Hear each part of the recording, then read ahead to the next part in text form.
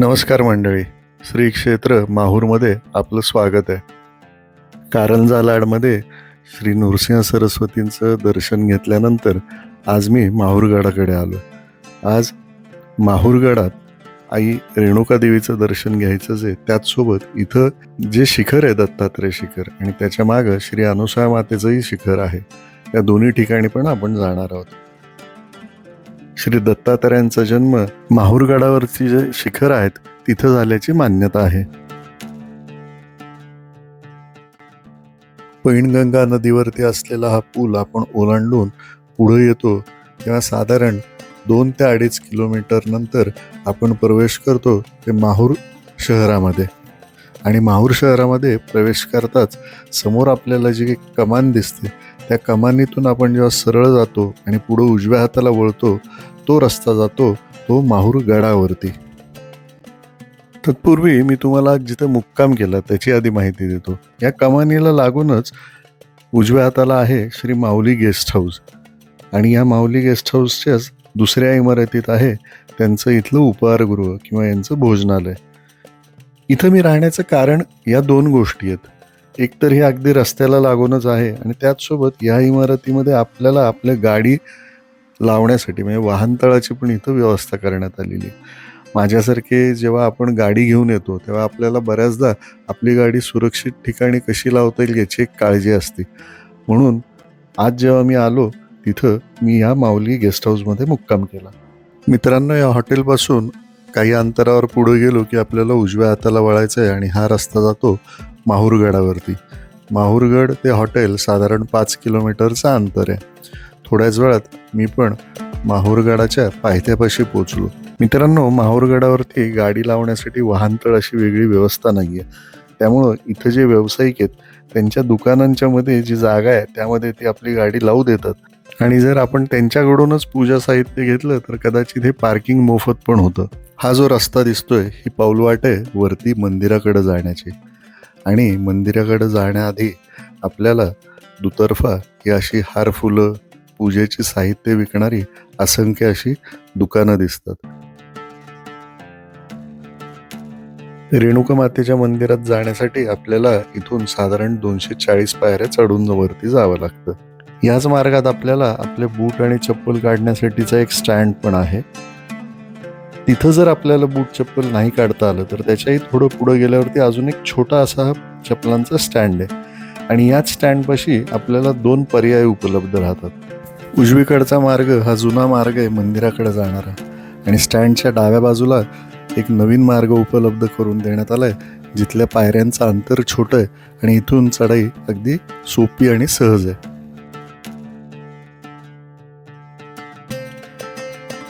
मित्रांनो, या पाऊलवाट्यानं वरती आल्यावरती पूजा साहित्याचं दुकान होतं. तिथून पूजेचं साहित्य घेतलं आणि त्यात प्रामुख्यानं होतं तांबूलसाठी विड्याची पानं. विडा देत करुनिया तो दिनांची आई, विडा घ्या हो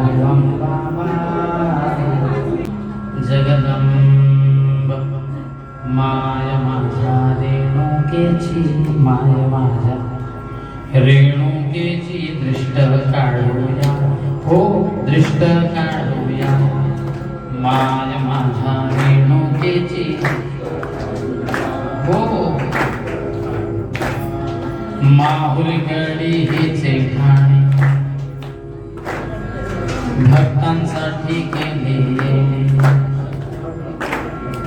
माहूरगडी हिचे ठाणे भक्तांसाठी आनंदाने सेवा घेई दृष्ट काढूया, हो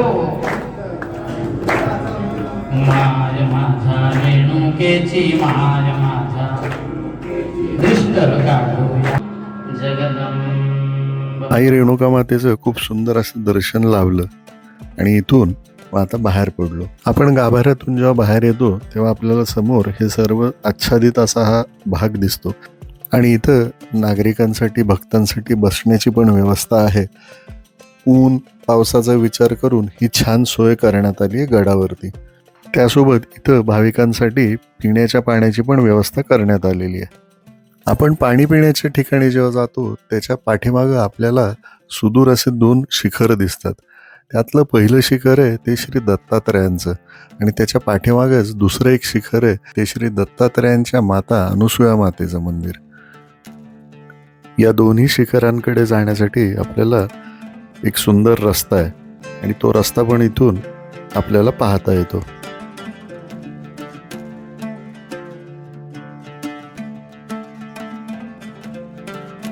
रेणुका मातेचं दर्शन घेतल्यानंतर आता आपण निघालो आहोत ते श्री परशुरामाचं दर्शन घेण्यासाठी परशुराम मंदिराच्या दिशेने.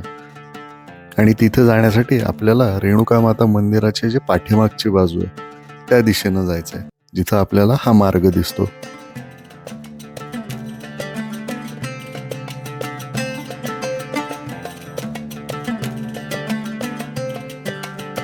आणि या वाटेवरच आपल्याला माहूरगडावरून माहूर शहराचं खूप सुंदर असं दृश्य पाहायला मिळतं.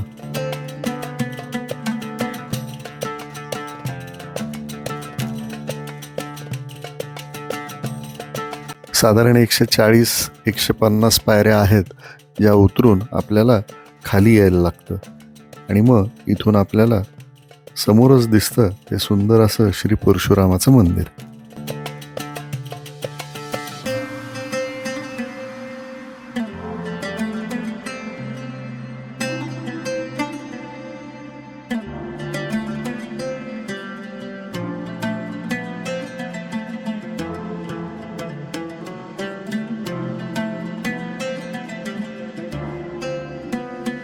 श्री परशुराम मंदिराच्या पाठीमागेच एक खूप पुरातन पण सुंदर असा हा जलकुंड आपल्याला पाहायला मिळतो.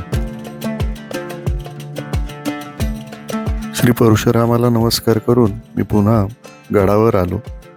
इथं आपल्याला एक मुखदर्शनाची एक छोटीशी व्यवस्था करण्यात आलेली आहे. भाविकांना इथून देवीचं मुखदर्शन पण करता येतं. निघण्याआधी मी देवीला पुन्हा नमस्कार केला आणि आता मी गड उतरायला म्हणजे माहूरगड उतरायला सुरुवात केली.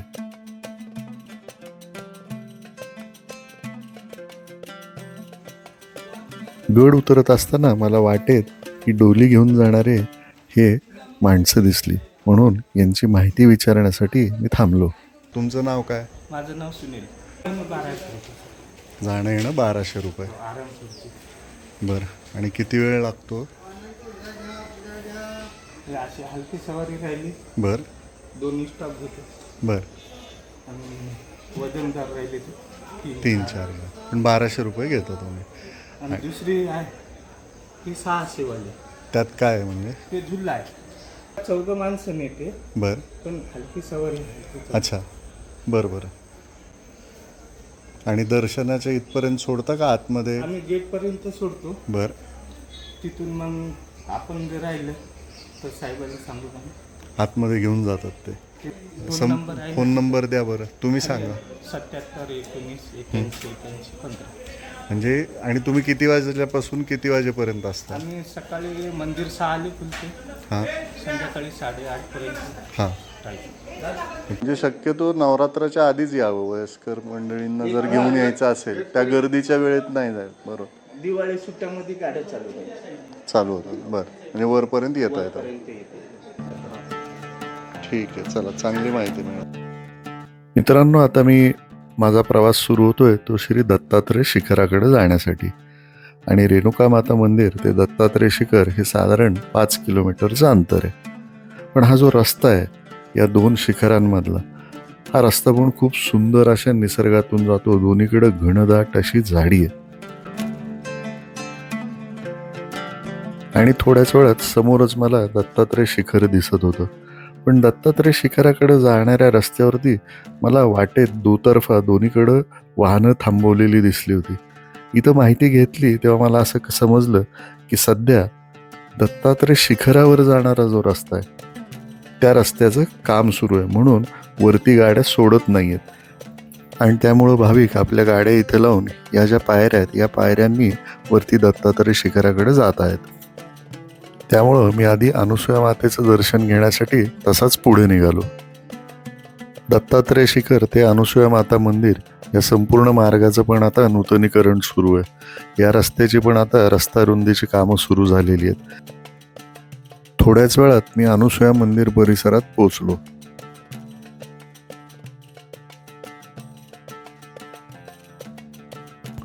मंदिराकडे जाणाऱ्या मार्गावरती आपल्याला एक ओम लिहिलेली खूप सुंदर अशी ही कमान दिसते आणि या कमानीतून आपण प्रवेश करताच आपल्याला 2 मार्ग दिसतात. डावीकडचा मार्ग आहे तो वरून खाली येणाऱ्यांसाठी आणि हा उजवीकडचा जो मार्ग आहे हा खालून वरती मंदिराकडे जाणाऱ्यांसाठी.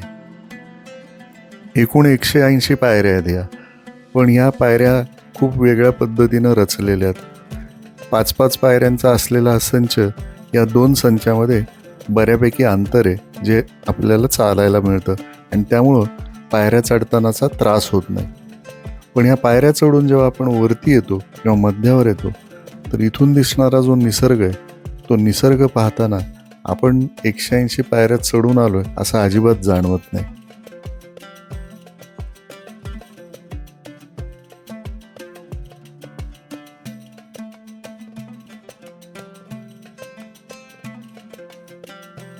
या पायऱ्या चढून आपण जेव्हा वर येतो समोरच आपल्याला सर्वप्रथम हे सुंदर असं मंदिर दिसतं आणि या मंदिरात विराजमान आहेत श्री अत्री ऋषी.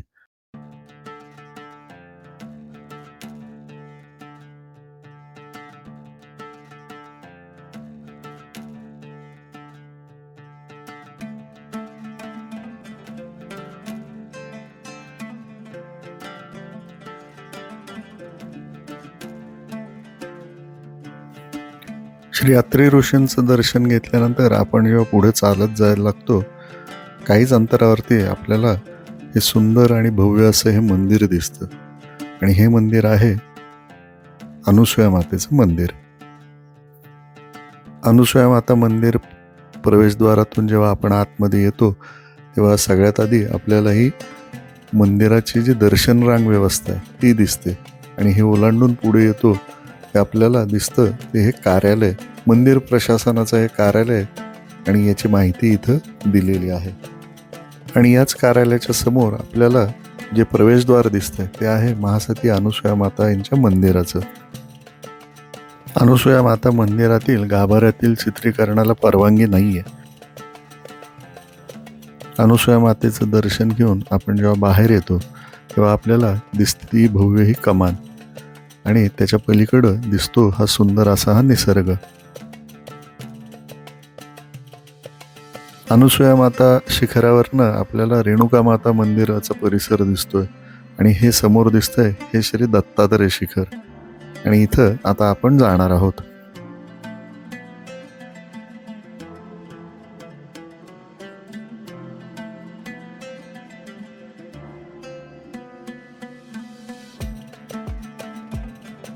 अनुसूया माता मंदिर उच्च पायऱ्या उतरताना आता गर्दी अशी फारशी नव्हती आणि आता मी इथून निघालोय श्री दत्तात्रय शिखराकडे जाण्यासाठी.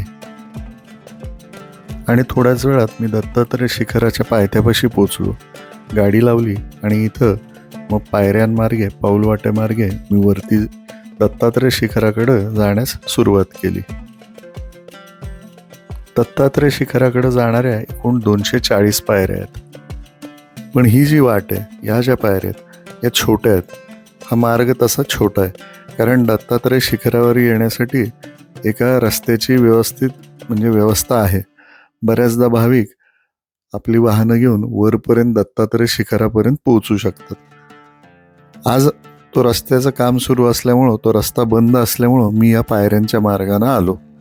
इथं सर्वप्रथम आपल्याला हनुमानाचं मंदिर दिसतं आणि त्याच्या समोरच हे प्रवेशद्वार आहे हे दत्तात्रय मंदिरात जाण्यासाठीचं.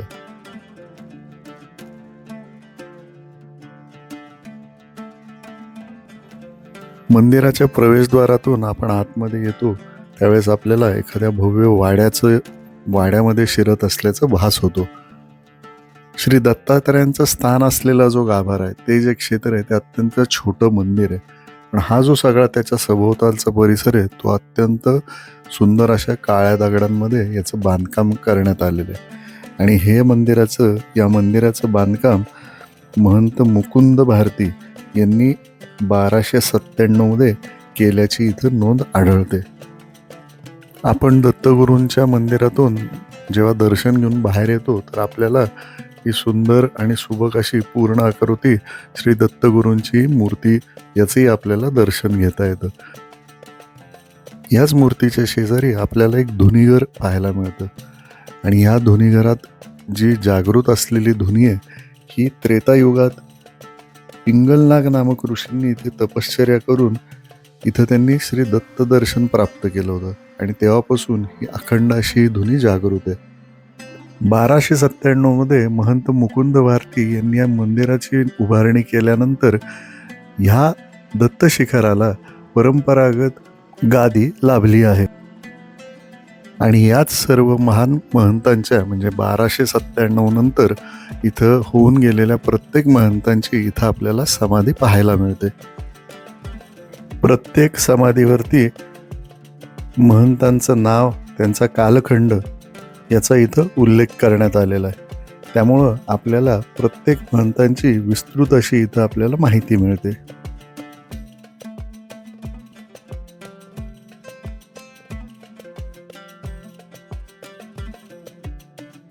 मित्रांनो, दत्तगुरूंचं खूप सुंदर असं दर्शन घेतल्यानंतर मी आता मंदिरातून बाहेर पडायचा निर्णय घेतला.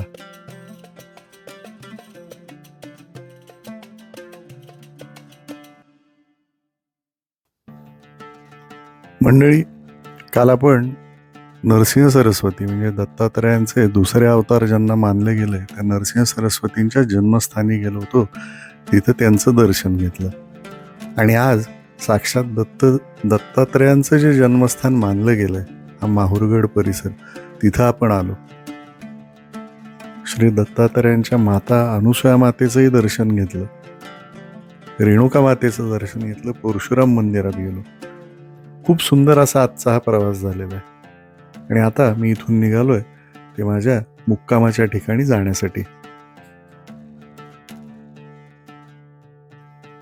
आणि आपल्याला जर माझा हा प्रवास आवडला असेल तर माझ्या या चॅनलला लाईक करा, शेअर करा, सबस्क्राईब करा आणि लवकरच भेटूया पुढच्या अशाच सुंदर अशा एका प्रवासात.